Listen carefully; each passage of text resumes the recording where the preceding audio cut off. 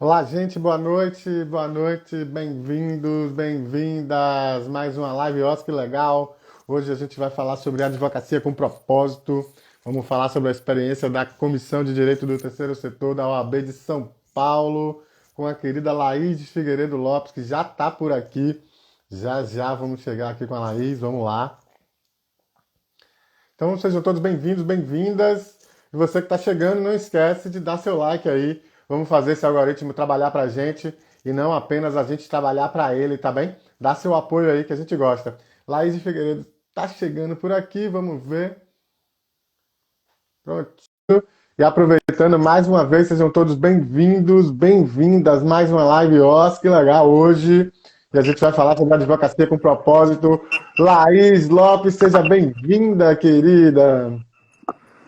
Olá, tudo bem? Dá para escutar bem, Lucas? Tô te escutando, você me escuta bem? Tudo bem. Estou improvisando aqui. Massa! Então seja bem-vinda, sinta-se em casa, você que é sócia aqui do negócio, sinta-se em casa. As ordens.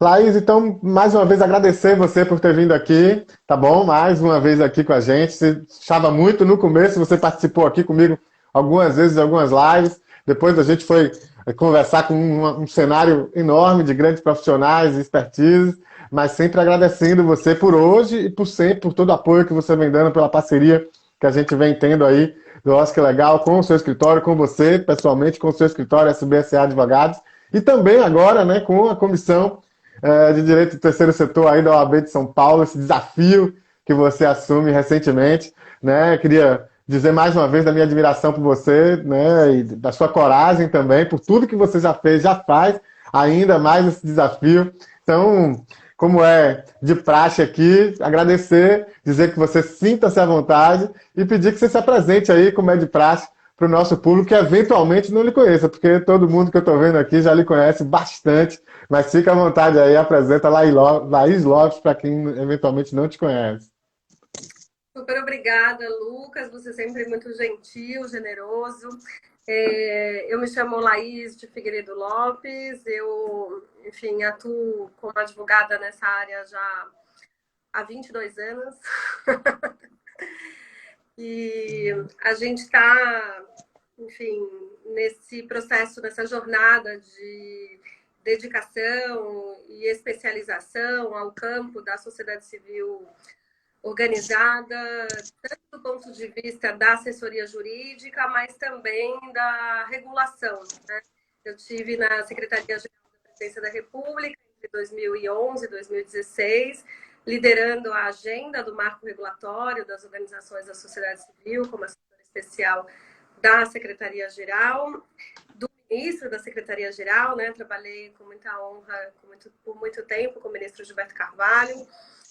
E nesse processo a gente teve aí diversos resultados, diversos atos normativos que foram modificados, e hoje a gente consegue fazer um balanço também, né, dos limites e das condições impostas, incluso por conta da interrupção do governo pelo golpe de 2016, que gerou aí consequências também para a área das organizações da sociedade civil.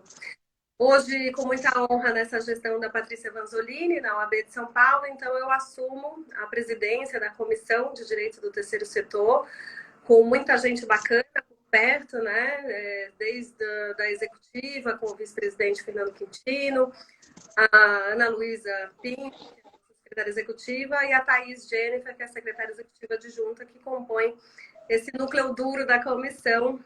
Sem contar, a gente vai aqui conversar sobre os nossos trabalhos, né, com os diversos coordenadores e coordenadoras que assumiram esse desafio de uma governança mais descentralizada e mais dinâmica aí dentro da comissão.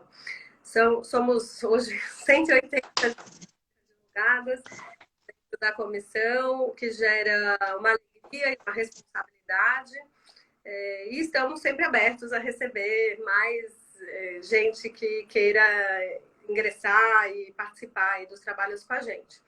Então, eu estou à disposição aí para essa conversa gostosa com você, Lucas, e com toda a sua audiência aqui presente e futura, quando for assistir depois esse nosso bate-papo. Então, um prazer estar aqui, um abraço para todo mundo que está nos assistindo e que vai nos assistir depois. Muito bacana. Então, para quem não conhece, eventualmente, né, Laís, que é conhecida demais aí, quem atua nessa área, queria aproveitar e cumprimentar de novo todo mundo que está chegando. Sejam todos bem-vindos, bem-vindas. Não esquece de deixar seu like aí, vamos fazer esse algoritmo trabalhar para a gente também, não só a gente trabalhar para ele. Então, estou aqui com a Laís Lopes, ela já acabou de se apresentar. Queria aproveitar para mandar um abraço aí para o Fernando, para a Ana Luísa, para a Thaís, todo o pessoal que está à frente aí da comissão, não só para quem está à frente, né, a pessoa de quem está à frente, mas para todo mundo da comissão. Já fiquei aqui, era uma das perguntas que eu ia fazer para você, Laís, e você já adiantou um pouquinho, que é hoje 180 advogados, é muita gente, mas também, obviamente, São Paulo é um estado diferenciado, né, de fato mais populoso, enfim, tem também isso. Mas eu queria entender um pouco desse perfil, se você tem desenho desse perfil, se qualquer advogado pode entrar, ou se você tem experiência prévia com esse setor. Eu sei que vocês lançaram um edital há pouco tempo, né, abrindo vagas, enfim. Explica pra gente, então, um pouco como é que funciona, se alguém tiver interessado, enfim. Legal, Lucas. A gente, na verdade, fez um convite formal aos advogados e às advogadas que a gente já conhecia, que atuavam no campo, logo que eu recebi o convite a partir do final de dezembro de 2021. Então, a nomeação formal se deu ali em janeiro de 2022 e a gente seguiu fazendo essas primeiras conversas, digamos assim, para mapear todas as pessoas que a gente já conhecia e sabia que eram atuantes, inclusive num processo não só de convite para adesão, para participar da comissão, mas para a formação desse primeiro plano de trabalho que a gente apresentou logo na reunião inicial. Eu fiz o convite também a todo mundo que já estava na comissão, para que, se quisesse permanecer, assim o fizesse. E logo em seguida, a gente passou a aprovar também as pessoas que se inscreveram no que a UAB chamou do edital da rua, né? Que foi isso? A nova gestão chegou também muito interessada em abrir mais espaço de participação em todas as comissões. E aí criou um formulário que as pessoas puderam se inscrever e, claro, colocando porque tinha interesse de participar e o mini currículo, enfim. E cada presidente de comissão faz essa aprovação dos membros. No geral, na nossa comissão de direito do terceiro setor, a gente aprovou todos os membros que nos solicitaram o ingresso, exceto as pessoas que não são advogados, né? Porque a gente também teve pedido de muitas pessoas que não são advogados e queriam fazer parte. Então, a comissão segue recebendo novos pedidos, esse pedido ele é permanente, ele está aberto. Então, o formulário fica na página da UAB, pode ser solicitado o ingresso em diversas comissões, e a gente fica muito honrado com os advogados que vêm ingressar à nossa comissão. Especialmente porque essa comissão, que já existe, é a primeira do país, né? Existe desde 2004, então no sistema OAB ela realmente foi bastante pioneira, mas de fato, durante todos esses anos, a despeito de tantos trabalhos relevantes que essa comissão já fez, ela sempre foi uma comissão muito pequena, muito fechada. Muita gente me fala de que ela tentou participar antes e não tinha conseguido. Então, essa é a nova diretriz, né, que coaduna tanto com o meu jeito de agir, meu jeito de pensar e também com a diretoria, né, tanto a Patrícia Rosolini quanto o Léo Sica, tem essa visão que no começo parecia, nossa, mas como vocês vão fazer com tantos pedidos, com tanta gente? Mas eu acho que isso só enriquece. Claro que isso é um desafio de governança, por isso a gente criou os núcleos também, para deixar que os espaços temáticos também aconteçam, independentemente das reuniões ordinárias maiores. Então, a gente tem uma dinâmica de trabalho que permite diversas possibilidades de interação dentro da comissão. Convite para quem se interessar e quiser ingressar. Em relação aos critérios, é claro que as pessoas que têm mais afinidade com a área sempre acabam tendo mais a contribuir, mas a gente também reconhece que outras pessoas que queiram migrar para essa área, que queiram aprender mais com essa área, também serão bem-vindos e bem-vindas. Então, como critério da própria Ordem dos Advogados, não pode ter nenhuma questão no Tribunal de Ética, né? E não pode ter também um inadimplemento financeiro. Mas estando em dia com a entidade e também estando em dia com a ética, como falar isso da nossa profissão, não há nenhum impedimento para participar sendo advogado ou advogada inscrita no Tribunal de São Paulo. Uma pergunta que me fazem muito, mas eu sou de outro estado, posso participar? A gente até tem algumas pessoas de outros estados. Eu, enfim, fico feliz e honrada também com as pessoas que vêm de outros estados, mas também sempre recomendo que se procure a comissão do estado de origem, né? Que também deve ser prestigiado, porque a gente tem hoje quase todos os estados da federação com comissões análogas dentro da sua jurisdição, né? Então, seja bem-vindo em São Paulo, mas também procure na OAB do seu estado, que muito provavelmente pode ser que tenha uma comissão e vai ser muito interessante contribuir localmente dentro das perspectivas aí que a gente está discutindo, né? Muito bom. Queria aproveitar, já que falou das outras comissões, mandar um abraço aí para todo mundo das comissões, a professora Karine Rossi, que está por aqui também, que é presidente da comissão aqui do Direito do Terceiro Setor, aqui da OAB Bahia, do qual eu faço parte. Um abraço aí para a Karine. Queria aproveitar para cumprimentar também Nailton Cazumbá, querido, está por aqui também. A Camila Chagas, parceira aqui do Osco Legal também. O Kerston lá de Brumadinho, sempre querido, sempre atencioso, sempre muito gentil com as palavras. Então é isso, sejam todos bem-vindos, bem-vindas. Não esquece de dar seu like aí e apoiar o nosso trabalho. O pessoal, a Ilha da Saúde, a Renata Campazzo, todo mundo que está chegando aí, sejam todos bem-vindos, bem-vindas. Laís, eu estava vendo o material da comissão e eu vi que são 15 núcleos. Bom, eu achei que é muito núcleo, mas diante do tamanho da comissão, com 180 advogados, quase 200 advogados, aí eu vejo tudo bem, né? Mas me fala um pouco, eu fiquei curioso, na verdade, a divisão desses núcleos, os temas, como é que foi um pouco isso, se já existia esses núcleos, ou se vocês repensaram, como é que foi esse processo?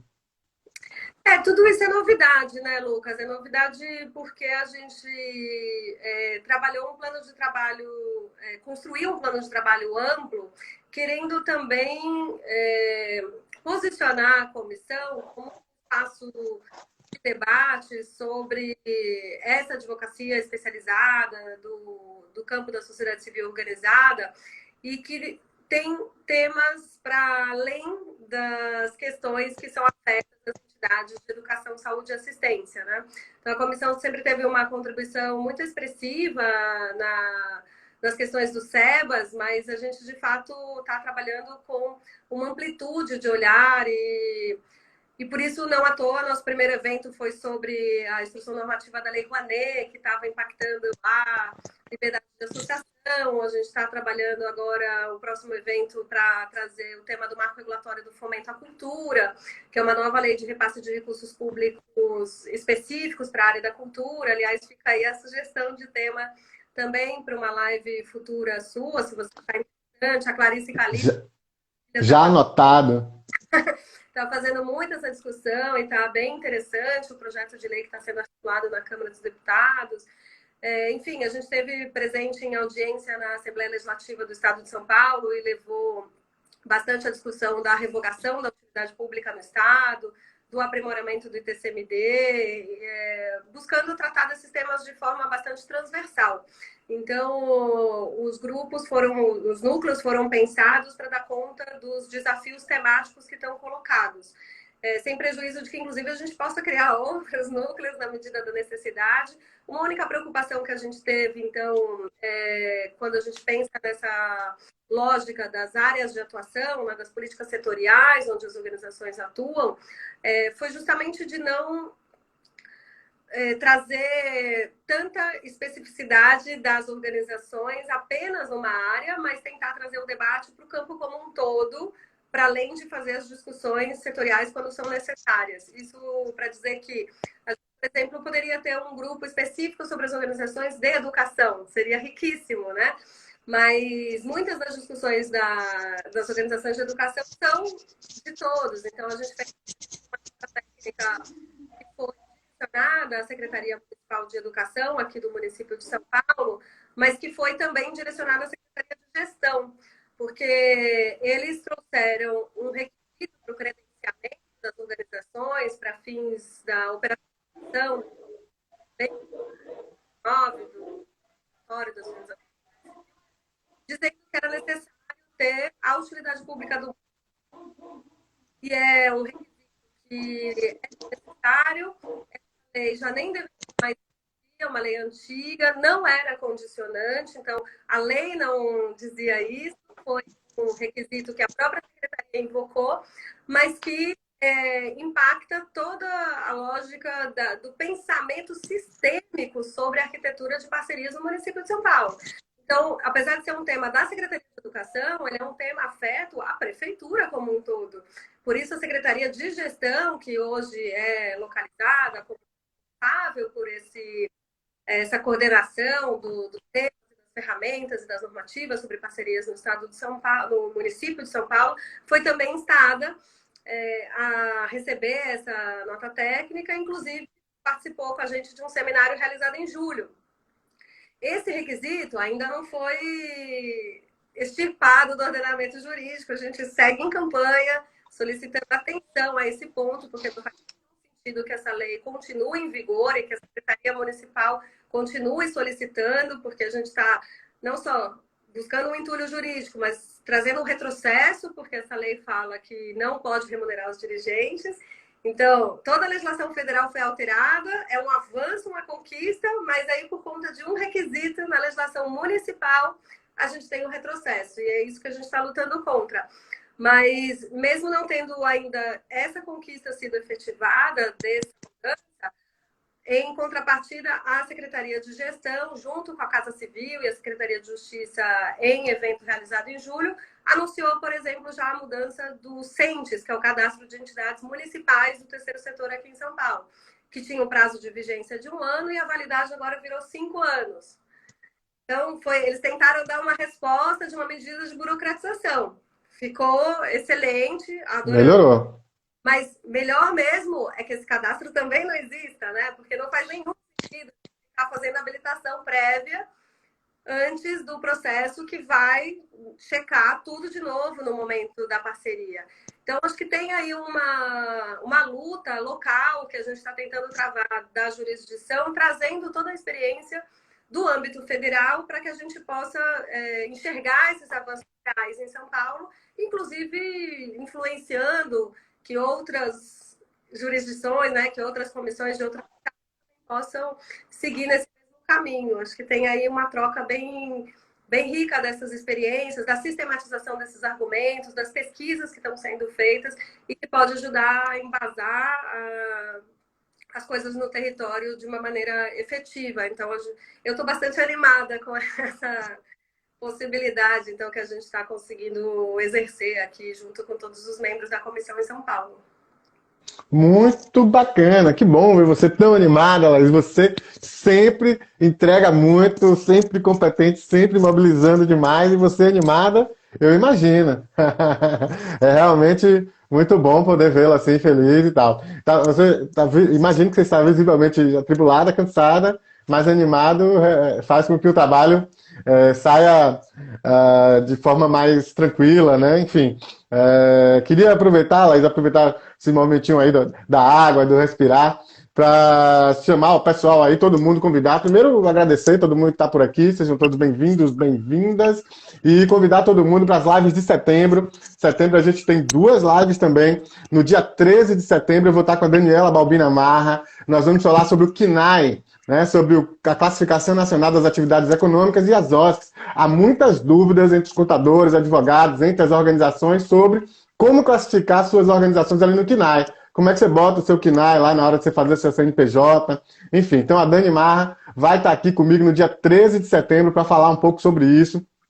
E essa é uma discussão que eu acredito que vai render bastante. E no dia 27 de setembro a gente vai estar com a Fernanda Lopes falando sobre o Fundo Baobá. Então o Fundo Baobá está aí com o edital aberto, enfim, eu trouxe o Fundo Brasil de Direitos Humanos, eu trouxe o Fundo Positivo também. Agora a gente vai estar com o Fundo Baobá no dia 27 de setembro com a Fernanda Lopes, vai ser muito bacana. E para outubro já tem confirmado José Alberto Tosi, Vanessa Serro, vai falar sobre o Miroski lá no interior de Minas Gerais, e a Ana Flávia Godoy em outubro, ou em novembro, desculpa. Então a gente já está aí, a nossa programação até novembro e dezembro, já a gente também já está fechando para a gente poder ter aí nossas lives, os nossos eventos todos na mão até o final do ano. Quem tiver alguma dúvida, está lá no nosso site, a nossa programação. Então, convido todo mundo. E aproveito também, por coincidência ou não, né, Laís, essas coisas. Essa live aqui já estava ajustada há muito tempo, mas por coincidência ou não, a gente vai estar junto, né, Laís? Eu, você e a Candice aqui do Confoco Bahia, a partir de amanhã, lá, na verdade, quinta e sexta-feira, no Acre, lá em Rio Branco, para o lançamento da consulta pública sobre o regulamento do Miroski no estado do Acre. Essa é uma iniciativa muito interessante lá da plataforma Miroski do Acre, com a plataforma nacional, com o governo do estado do Acre, que a gente vem contribuindo aí já de algum tempo, né? Eu, pelo OSC Legal, já com a plataforma, né, na parceria lá com a plataforma Miroski do Acre e com a plataforma Miroski Nacional, e a gente vai ter a honra de estar lá nesse evento em Rio Branco, no Acre, na quinta e na sexta-feira. Uma felicidade grande poder falar com Laís hoje e poder dar um abraço nela lá no Acre essa semana. Então, todo mundo que estiver no Acre, um beijo pro pessoal do Acre, Álvaro, querido, grande parceiro, e eu fico muito feliz de poder ir, né, ao Acre mais uma vez. Acho que é a oitava ou a nona vez que eu estou indo ao Acre. É uma felicidade grande, né, sempre ser recebido lá pelo povo acreano. Vamos voltar então, Laís. Estou vendo que entrou um bocado de gente aqui. O Joseni Teixeira está por aqui, grande advogado, já esteve aqui comigo, que também é da comissão. A Maristela Guassi, lá do Espírito Santo. André Domânico, grande referência na discussão, na política sobre drogas no país. Queridona, um beijo para você, Domânico, por você por aqui, uma honra também. Laís, eu queria voltar para um tema que você tocou e eu queria retomar essa discussão, que é um pouco do papel político da própria comissão.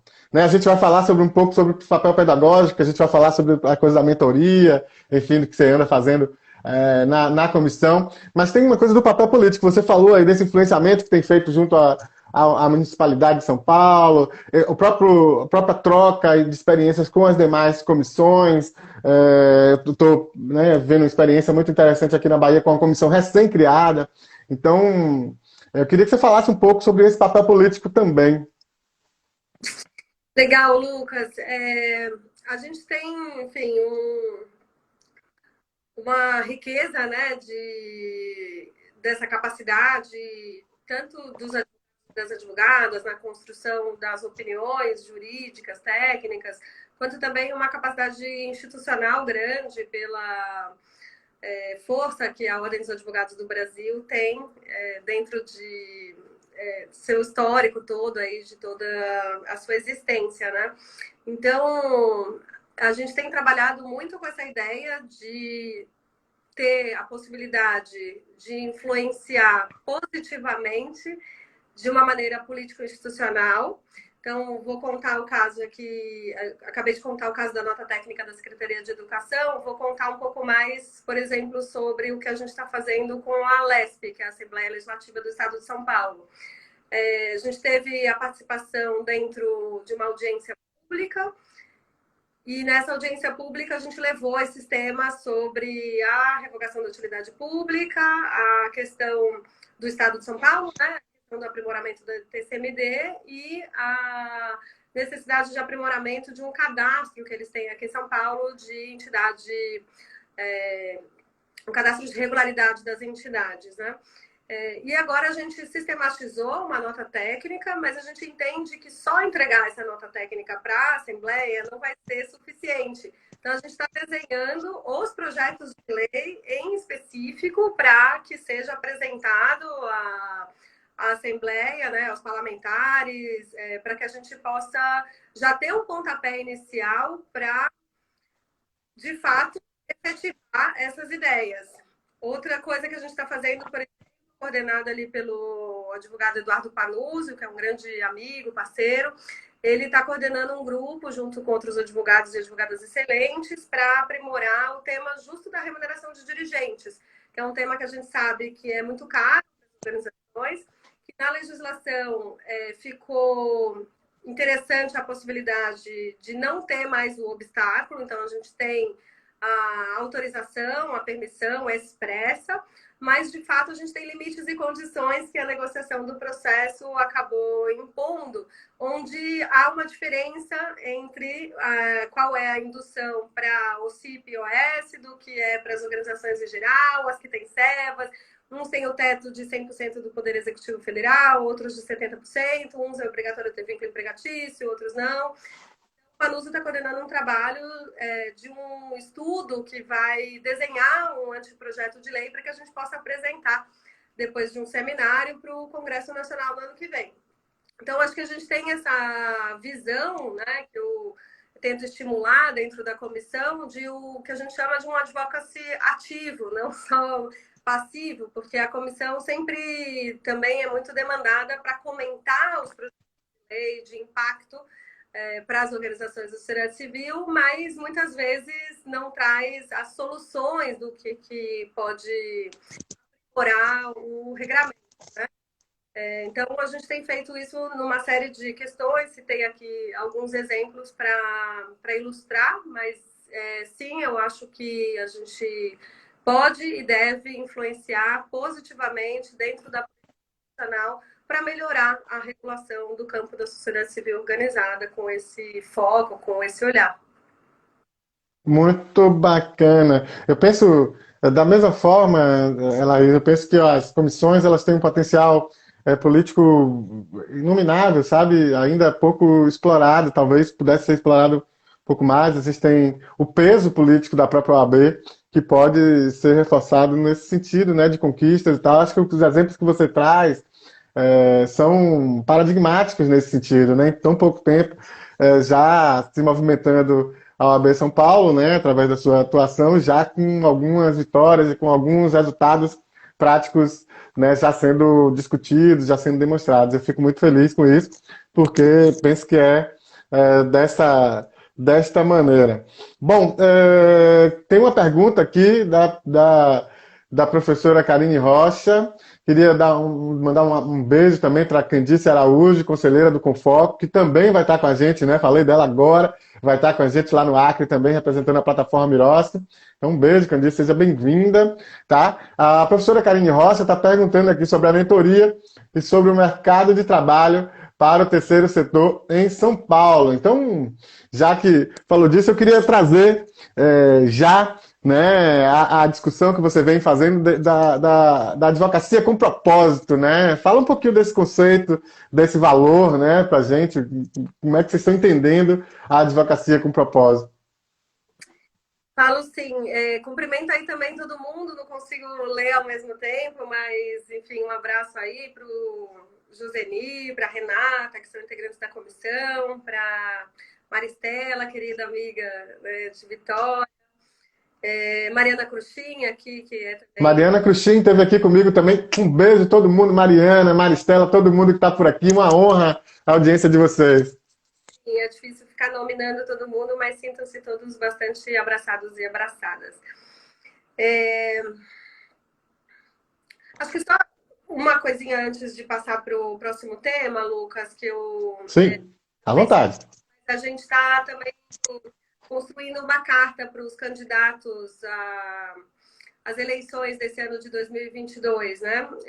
A gente já tinha isso na previsão do plano de trabalho e a gente se inspirou também muito, não só bebendo na experiência, né? Muitos coordenadores contribuíram com essa carta que a gente deve circular internamente na comissão na semana que vem e depois levar a público, mas também muito na própria plataforma, marco regulatório das organizações da sociedade civil, que estão legitimamente, historicamente, vem contribuindo aí com essa pauta e com esse tema, e que a gente, né, tem a honra de estar próximo, participar. Eu sou consultora jurídica também da plataforma nacional, né?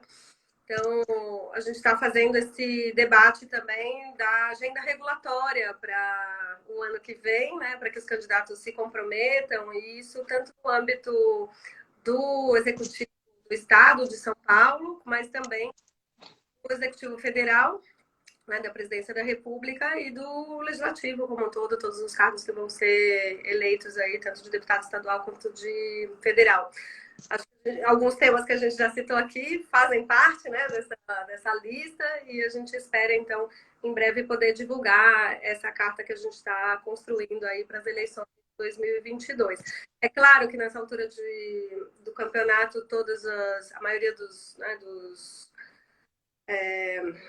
das propostas, das campanhas já estão na rua, mas a nossa ideia é poder influenciar não só os debates, mas os compromissos dos candidatos para a execução posterior, né? Então, independentemente de fazerem parte das propostas, digamos assim, das campanhas, a gente quer deixar sistematizado essa contribuição dessa agenda regulatória que a gente acha relevante, importante, que foi interrompida em 2016 no âmbito do governo federal e que precisa ser retomada não só com as questões normativas, mas inclusive institucionais e com orçamento dedicado para que isso aconteça.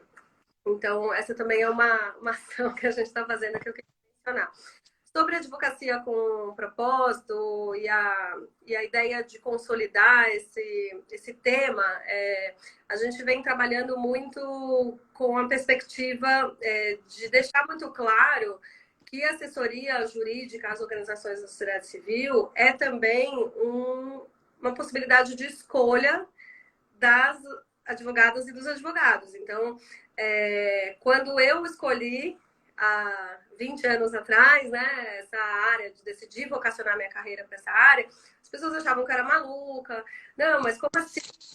Mas então, como você vai fazer? Você vai ser advogada de ONGs, mas você vai trabalhar de forma voluntária? Como que é isso? E tem feito muito essa discussão, inclusive combinado com a discussão da advocacia pro bono, que é um núcleo também relevante dentro da nossa comissão. Ou seja, existe sim espaço para advocacia voluntária, é importante, faz parte da responsabilidade social do advogado, a gente poder também exercer de forma voluntária, mas mais do que isso, existe uma advocacia especializada e que precisa de bons profissionais que se dediquem a essa área e que possam atuar na perspectiva tanto consultiva quanto contenciosa das entidades privadas sem fins lucrativos. E a gente está falando, né, de diversos perfis de organizações de defesa de direitos, ambientalistas, hospitais, filantrópicos, entidades que gerem equipamentos socioassistenciais, enfim, de cultura, de ciência e tecnologia, e isso, quanto mais a gente explora, né, mais a gente identifica, então, advogados que já fazem essa advocacia com o propósito de se realizar, então, por meio dos projetos que os seus enfim, seus clientes, né? Quando a gente assessora uma organização e a organização faz um projeto interessante, a gente também está se realizando, ainda que a gente não esteja lá na ponta desse projeto. Então, é um outro tipo de ganho financeiro, outro tipo de propósito. Claro, não é uma área que as pessoas vão ter a melhor rentabilidade se a gente for comparar com o mercado de capitais, com uma atuação tributária mais empresarial, digamos assim, mas é possível viver com dignidade, é possível pagar, né, as contas e, enfim, inclusive ter escritórios especializados, como a gente tem hoje essa representação enorme de escritórios e pessoas dentro da comissão. E é uma área que precisa de dedicação para a construção, inclusive, de novos conceitos, de novas doutrinas, né? A gente precisa escrever mais sobre o assunto, a gente precisa discutir mais o assunto, porque a gente pega muito emprestado os conceitos que são das empresas, ou os conceitos que são da administração pública. E acho que uma das grandes vantagens, entre outras, né, que a Lei 13.019 trouxe, foi a consolidação de um regime jurídico próprio. E ao consolidar esse regime jurídico próprio, que deixa claro que ele não se submete à mesma lógica da 8666, que ele tem características específicas, a gente traz muito essas especificidades, essas peculiaridades das organizações da sociedade civil em minúcias, né? Como a gente tem ali organizações, a gente tem ali já plantada a semente da possibilidade dos fundos patrimoniais, da possibilidade de reserva, de que as organizações, sim, elas podem ter na sua sustentabilidade um, uma poupança, né? Um investimento do superávit. Porque a gente tinha lugares no país que havia promotores que entendiam que a organização, por exemplo, não podia guardar dinheiro. Ela tinha que gastar dinheiro porque se ela tivesse guardando, ela não estaria aplicando na sua finalidade, levando uma coisa muito literal da legislação, né? Então, ao criar esse regime jurídico próprio e ainda prever a possibilidade de custos indiretos, de pagamento de profissionais, quanto mais a gente requer controles e sistemas de transparência que são importantes, mais a gente precisa de profissionais especializados para alimentar esses controles, para interpretar essa legislação, para apoiar essas organizações. Então, esse é um campo que cada vez mais vem se consolidando, não só por essa ótica das parcerias públicas, mas esse conteúdo acaba influenciando, inclusive, na prática, pela possibilidade de alocação desses recursos dentro dos planos de trabalho, dentro dos orçamentos, e também influenciando nos debates na universidade, e a gente, né, quero falar um pouco sobre isso depois. Vamos sim, vamos sim. Mas também porque, de alguma forma, também no setor empresarial, nas articulações com as empresas, a gente também vê essa necessidade cada vez mais especializada de trabalhar o investimento social privado, de trabalhar, enfim, o tema das doações, né? O movimento por uma cultura de doação está muito envolvido com essas questões que são afetas também às destinações de impostos e todos os mecanismos que a gente possa fazer dentro da assessoria jurídica para aprimorar o sistema, né? E a possibilidade de que isso aconteça na prática. Isso impacta, imagina, você pega uma empresa tem sede, né, filiais em uma série de lugares, você tem que estudar o ITCMD de cada um dos lugares, pode fazer as doações em cada localidade, enfim, tem muito trabalho necessário nesse campo, né? Então, quando a gente está falando dessa ideia de advocacia com propósito, a gente está falando prioritariamente de uma advocacia que se realiza por meio do trabalho dos seus próprios clientes, né? Então, a gente está falando de uma advocacia que tem um propósito que é também de impacto socioambiental, de impacto humano, e que gera resultados concretos na ponta que não são só de benefício de sócios ou daquelas lógicas de benefício mútuo e, enfim, de distribuição de lucros e dividendos para os acionistas das grandes empresas, né? Então, acho que os nossos grandes acionistas acabam sendo a nossa sociedade. Então, a gente acaba se realizando de uma outra maneira. Mas, adicionalmente a isso, eu acho que a gente tem também uma clareza de que esse é um campo possível. A gente consegue se especializar, de novo, e viver dignamente,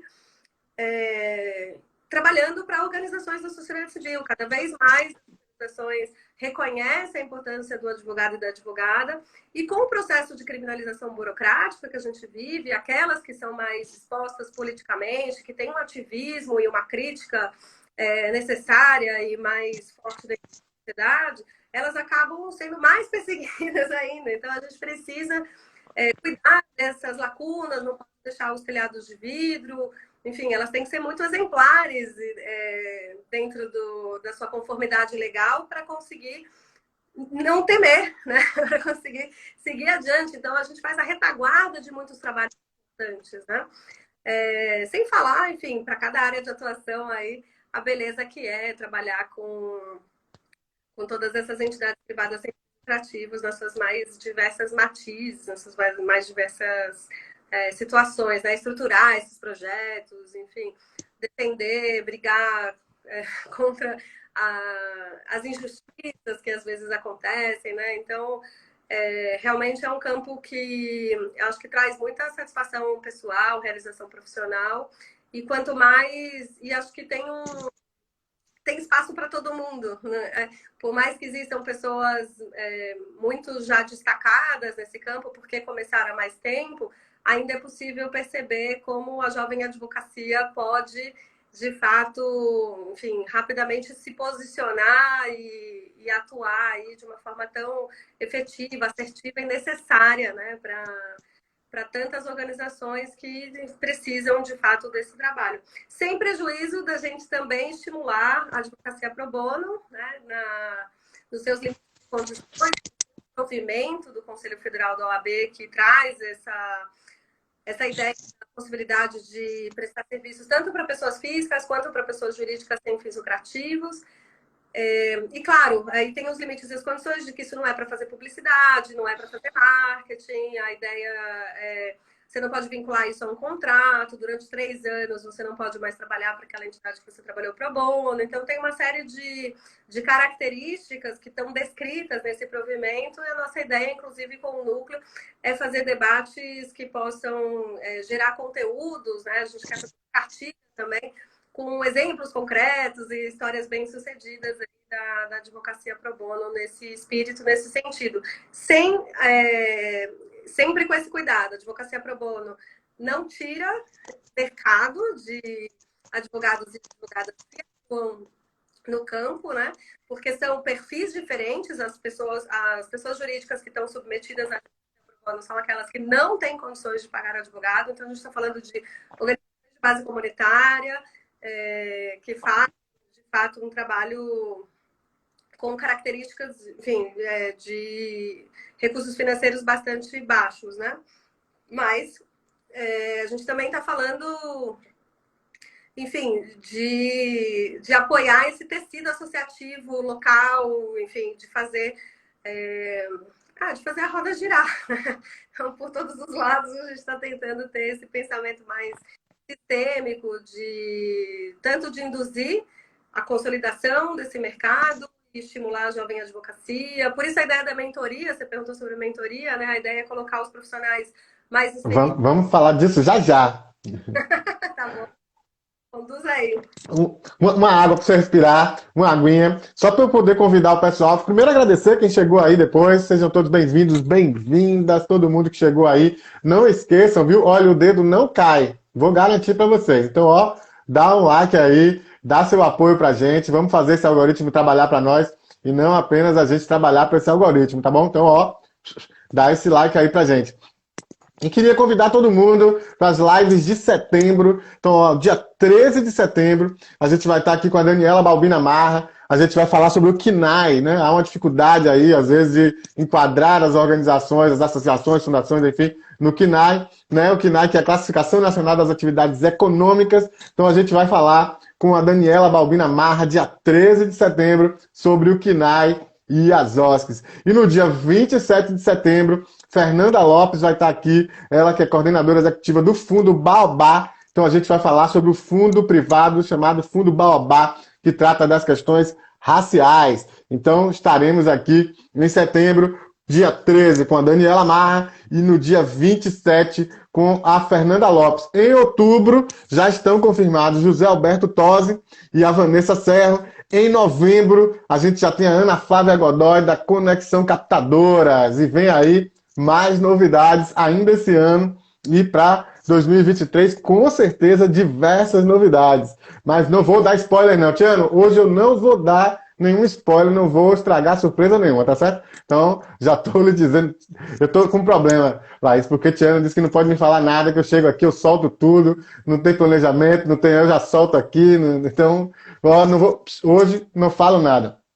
Então vamos lá, um abraço para o Thiago Maciel de Porto Seguro, que chegou por aqui, a Gabriela, que disse que você fez uma fala muito linda, Laís. Então, obrigado para você, Gabriela, obrigado, Thiago, todo mundo que está por aqui, sejam todos bem-vindos, bem-vindas. Vamos fechar então aqui agora, fechar não, que ainda tem um tempinho, vamos seguir. Na verdade, tá aí Jennifer Rocha chegando por aqui também, um beijo para você, querida também, já esteve com a gente num dos nossos eventos, em breve. Viu, Thaís? Vamos marcar para você vir aqui numa live conversar comigo também. Bom, Laís, vamos falar então, né, desse projeto que eu acho muito bacana, que é a questão da mentoria. Ou seja, por isso que eu até te fiz aquela pergunta se ela precisa ter experiência ou não, e você já respondeu de que, na verdade, mesmo quando a pessoa chega com menos experiência, ela tem a chance de repente, conviver e tal com um advogado mais velho, mais experiente, digamos assim. Então, fala um pouquinho para a gente dessa metodologia, da mentoria e desses projetos especiais aí que vocês estão tocando. Quero, curioso por saber tudo isso. Bacana, Lucas. A gente criou como um critério da mentoria essa separação entre o jovem advogado e o advogado mais experiente, né? Então, para ser mentor, você tem que ter no mínimo 10 anos de advocacia, e para ser mentorado, você tem que ter 5 anos, até 5 anos de advocacia, até 5 anos de OAB ou 7 anos de advocacia. Enfim, a gente criou ali os critérios para deixar claro que era um início de carreira, mas podia ser até alguém que já tivesse feito alguma outra coisa, mas tem uma carreira mais curta na advocacia pela inscrição formal e etc. A gente bebeu muito na fonte de uma organização que chama Women in Law Mentoring, que é uma organização de mulheres que só faz mentoria para advogar, para mulheres no direito, para todas as carreiras. E que construiu, a partir de uma metodologia do BID, várias coisas interessantes para serem trazidas para esse processo de mentoria, para que ele seja, de fato, um apoio no desenvolvimento da carreira e que possa, de fato, gerar resultados aí bastante expressivos, tanto principalmente para o mentorado, mas também pela troca com o mentor, a gente acaba sempre aprendendo, né? E aí, nesse sentido, outro esse ano de 2022, então a gente abriu poucas vagas e trouxe como requisito já ser integrante da Comissão de Direito do Terceiro Setor, para que a gente pudesse também, enfim, privilegiar os que já estavam na comissão, também trazer esse espírito de tudo que a gente já vem construindo desde o início do ano. A gente faz reuniões ordinárias toda terceira, quarta-feira do mês. Essas reuniões são transmitidas ao vivo no Facebook, então quem quiser acessar pode ir lá consultar. Então, a gente já tinha toda uma construção, tanto do trabalho mais amplo da comissão, quanto dos núcleos, e a gente queria poder explorar essas potencialidades dentro dessas pessoas que já estavam conectadas com o espírito que a gente vem trabalhando. Isso não quer dizer que as outras pessoas vão ficar de fora para sempre. Não, a gente teve uma inscrição com mais de 60 integrantes e a gente só tinha 5 vagas, né? 10 toda entre mentores e mentorados. E aí a gente fez o convite para todas as pessoas que se inscreveram na mentoria e que não são da comissão, para que, se quiserem, façam parte da comissão, e no ano que vem a gente vai abrir um novo ciclo. Por que esse cuidado, além do ingresso? Também porque a gente quer consolidar e sistematizar a nossa metodologia, do que funciona para a gente, do que a gente dá conta de fazer. E aí, isso vai gerar um seminário no final do ano de apresentação dos resultados, e ao sistematizar essa metodologia, a gente consegue ampliar mais gente no ano que vem. Então, a gente já tem mais mentores que já se disponibilizaram e que vão ser aproveitados no ano que vem, e alguns que já falaram, olha, esse ano eu estou ocupado, mas ano que vem eu faço questão de estar. Então, é muito rico essa possibilidade. E a ideia é que a gente desenvolva esse ciclo, né? Que a gente está chamando nesse próximo semestre agora, que acabou de começar. E além da mentoria, a gente está fazendo um trabalho bastante importante com as universidades, né? A gente está construindo um material que a gente deve lançar no dia 6 de outubro. Vai ser um seminário sobre o papel das faculdades de Direito nas organizações de sociedade civil, e a ideia é que a gente leve esse debate de uma forma a estimular o tripé da universidade, tanto na lógica de pesquisa, ensino e extensão. Então, se por um lado a gente quer induzir que as faculdades de direito tenham disciplinas optativas específicas sobre direito das organizações da sociedade civil ou direito do terceiro setor, a gente quer também que possa ter pílulas de conhecimentos dentro das disciplinas de direito tradicional, notadamente direito administrativo, direito público, no direito civil, nas questões constitucionais e de direitos humanos e etc. E também a gente está estimulando, enfim, que a pesquisa, os TCCs, que a gente possa ter uma compilação dessas bases de dados referentes aos projetos, né, já que viraram dissertações ou teses. Então, enfim, a gente tem aí um banco de informações relevantes dentro do direito para ser mapeado, sistematizado, e isso é bastante importante de ser feito dentro, né, da pós. E a principal questão está na extensão que a gente quer estimular adicionalmente a esse debate. O que acontece? Quando uma faculdade de direito ela é autorizada a funcionar pelo MEC, ela tem essa condicionante, essa obrigação de ter um núcleo de prática jurídica. Esse núcleo de práticas jurídicas, ele foi ser implementado como um núcleo de práticas real, né? Um escritório modelo, uma assessoria jurídica popular, uma possibilidade de atendimento às organizações de fato que precisam. E alguns acabam fazendo isso uma disciplina, né? Uma disciplina no sentido de uma matéria onde se aprenda e se experimente algumas peças. A gente gostaria muito de ver escritórios modelos, núcleos de práticas jurídicas que atendam de fato a comunidade, as organizações que precisam de advogados e advogadas, especialmente as comunitárias de periferia, associação de moradores, que precisam de apoio para a elaboração de estatuto, que precisam de apoio para habilitação em editais e participação nos projetos para acessar os recursos. Enfim, vamos ver se esse material vai ajudar, além das conversas e articulações que a gente pretende fazer com as faculdades. Espero compartilhar isso com vocês em breve. Deve ser lançado aí nesse dia 6 de outubro. Então, fica o convite aqui, para quem não nos segue ainda, para seguir as redes de direito do terceiro setor. A gente tem uma conta no Instagram, uma conta no Facebook, uma conta no LinkedIn. Além da própria página da UAB, né, dos canais institucionais da Ordem, a gente tem uma só sobre a Comissão de Direito do Terceiro Setor da OAB de São Paulo. A gente divulga ali todas as nossas atividades, então fiquem à vontade também para seguir, para interagir por ali. Muito bom, fiquem atentos e atentas. A comissão está aí nas redes sociais e vocês podem saber mais nas redes sociais. Laís, a gente está caminhando para o final. Queria agradecer aí o pessoal. Sejam todos bem-vindos, bem-vindas. O pessoal da Saveria Contabilidade chegou agora. André, toda a turma, um abraço para vocês.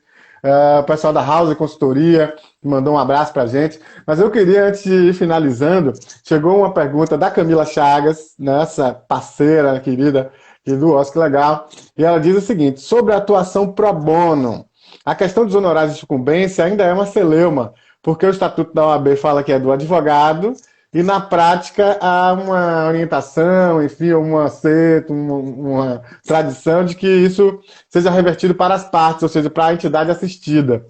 Como é que se lida com essas questões? Olha, excelente questão, que vamos levar para o grupo que está elaborando o material, porque não sei responder, mas muito provavelmente a Bianca e todas as maravilhosas e maravilhosos que estão lá na comissão, no núcleo de pro bono, dentro da nossa comissão, podem já ter enfrentado esse tema. Obrigada pela questão, vou levar adiante, né? Imagino que, enfim, já tem um pouco de jurisprudência sobre o assunto. A nossa ideia é justamente buscar sistematizar esses consensos, então, o que é possível ser E a Camila... Acho que até nesse sentido, um último trabalho que eu queria contar que a gente está fazendo também, até Vamos lá. os trabalhos que eu estou contando, gente, quem quiser ajudar, venha junto, né? Um deles é também a mensuração do trabalho voluntário, porque pela contabilidade a gente tem uma norma que obriga a contabilização do trabalho voluntário, mas a gente tem poucos parâmetros para isso, né? Então, afinal de contas, uma coisa se o advogado estiver no exercício da profissão, fazendo uma advocacia pro bono, ele pode contabilizar isso de acordo com a tabela de honorários, mas se ele estiver ajudando no front com a finanças e numa outra atuação que não seja a sua atuação enquanto profissional, ele vai contabilizar de uma outra forma. E sempre tem que ter um pouco de bom senso. Que tipo de organização é essa? Uma organização de assistência? Então, esse é um debate bem interessante que não é muito feito e ele é muito essencial para a estatística também. Então, há um manual da Organização Internacional do Trabalho, da OIT, que disciplina isso, que inclui isso. Então, esse também é, digamos assim, um vespeiro que a gente está querendo apoiar e ajudar. Isso para dizer que, assim, é na mesma...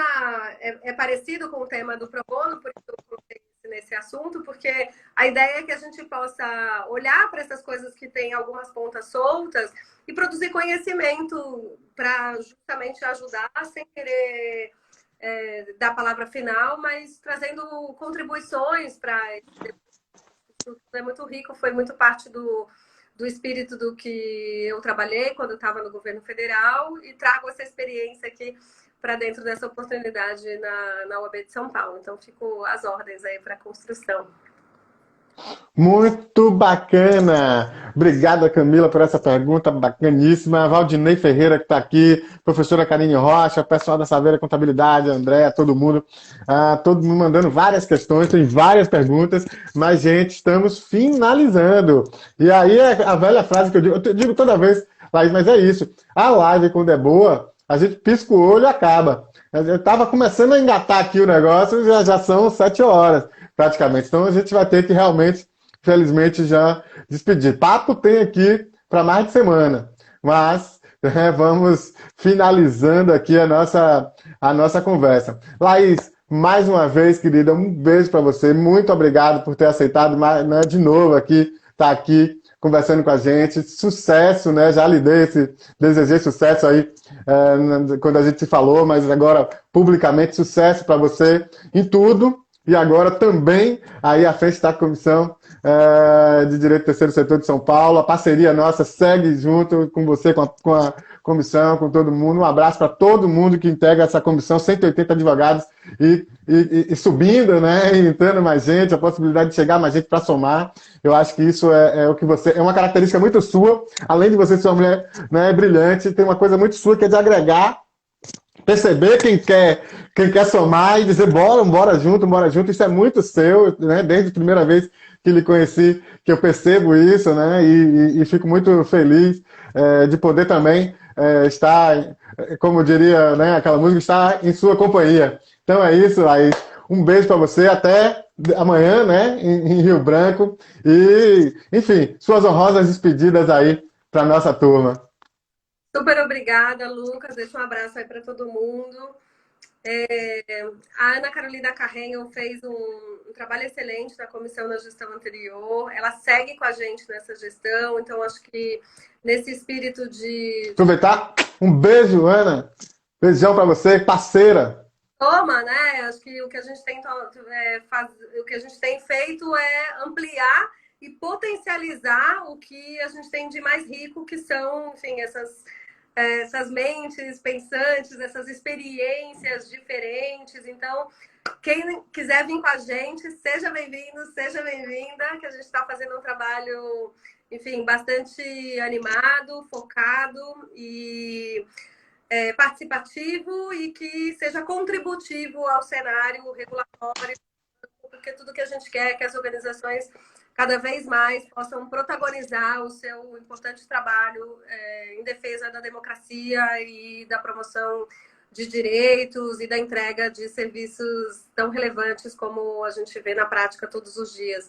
Então, obrigada, Lucas, pela oportunidade, agradeço a todo mundo que estava aqui na audiência e mando um abraço muito especial para cada integrante da comissão. Obrigada por vocês estarem com a gente. E sem vocês a gente não ia conseguir fazer tanta coisa longe e tem bastante mais coisas. Todo dia um dia menos. Vamos lá.